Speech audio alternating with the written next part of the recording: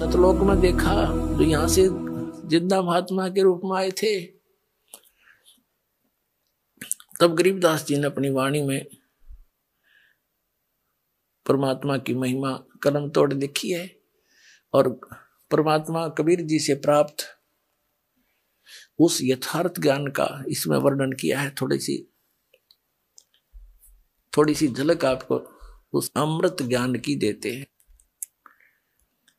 क्या बताते हैं कि भेड़ पूछ को पंडित पकड़े, ये बादो नदी बिहंगा, गरीब दास वो भव जल डूबे, नहीं साध सत्संगा।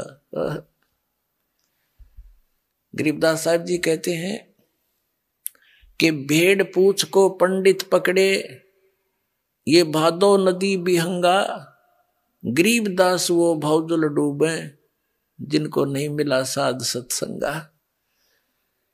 जैसे भादुआ का महीना होता है भाद्रपद, उसमें वर्षा बहुत अधिक होया करती थी और सभी छोटी मोटी जो दरिया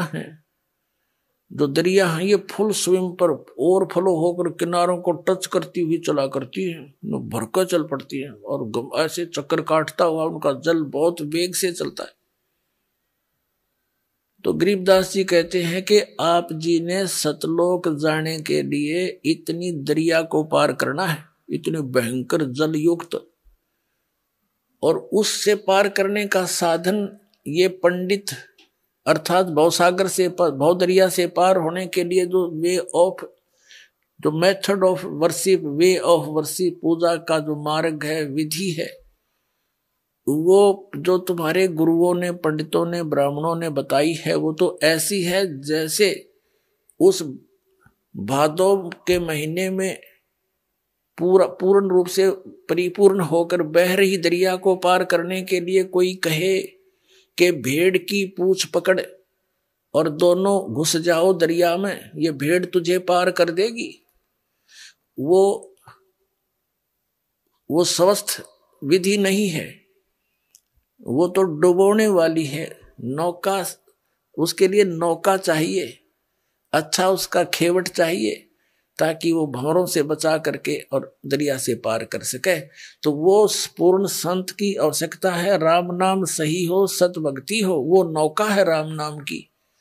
तो कहते हैं भेड़ पूछ को पंडित पकड़े, ये भादो नदी बिहंगा, गरीब दास वह भव जल डूबे, जिनको नहीं साध सत्संगा। फिर बताते हैं मन मान सरोवर गंगरे, जहां से बिछड़ा वहां मिलाऊं, तुम सुनो शब्द पर संग रे।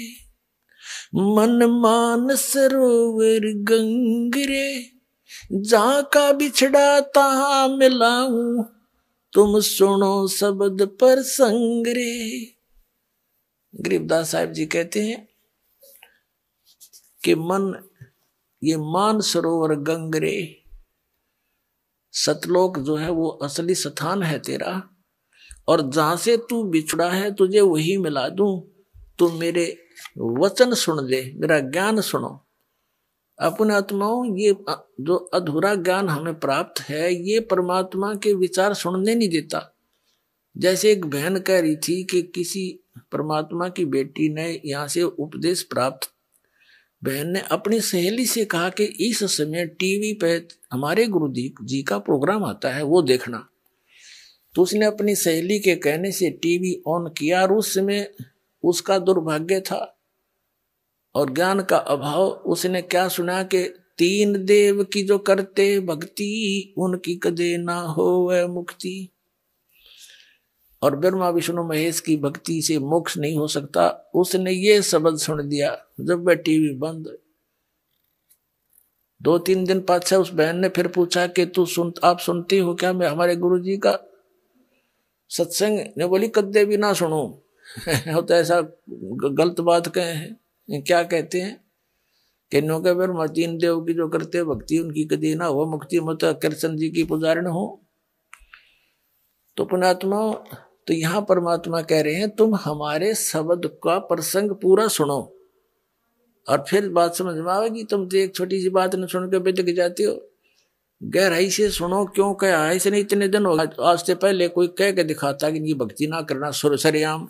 ये जो राधा स्वामी धन सतगुरु वाले हैं, इन्होंने खुल कर कुछ नहीं बताया, आप अपनी बताएंगे, लोग उनके पीछे लगेंगे। और दास ने तो सबके इतिहास दिखाए हैं कि ये नहीं करना, ये नहीं करना, ये करना, बस। और प्रमाण दिया है कि ये कहीं प्रमाण ही नहीं है इनकी भक्ति करने का। तो यहाँ परमात्मा कह रहे हैं गिरिदास साहब जी, मन मान सरोवर गंगरे, जहां का बिछड़ा तहां मिलाऊं, सुनो शब्द पर संगरे।